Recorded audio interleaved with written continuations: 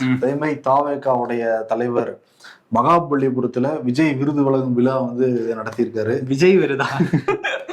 கல்வி விருதுல ஒரு 600 மாணவ மாணவிகள் அவருடைய பெற்றோர்கள் 2000 பேருன்னு சொல்லிட்டு ஒரு பெரிய கூட்டத்தை காட்டியிருக்காங்க. அதுல வந்து பேசுறப்ப ஜாதி மதத்தை வச்சு தொடர்ந்து நீங்க வந்து பிரிவினை ஏற்படுத்துறாங்க, அதுக்கெல்லாம் நீங்க வந்து ஈடாயிராதீங்க. பாருங்க, தந்தை பெரியாருடைய பேருக்கு பின்னாடியே சாதியை சேர்த்திருக்கு யூபிஎஸ்சி, கண்ணனை வந்து தெரிவிச்சிருக்காரு.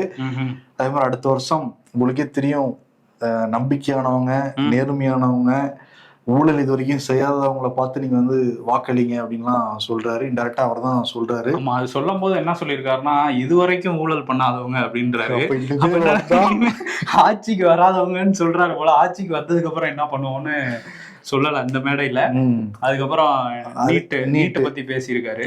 நீட்டு மட்டும்தான் ஒரே படிப்பா, நீட்டு மட்டும் தான் உலகமாங்கிற ஒரு கேள்வி வந்து எழுப்பியிருக்காரு. அது விமர்சனத்துக்கு உள்ளாயிருக்கு.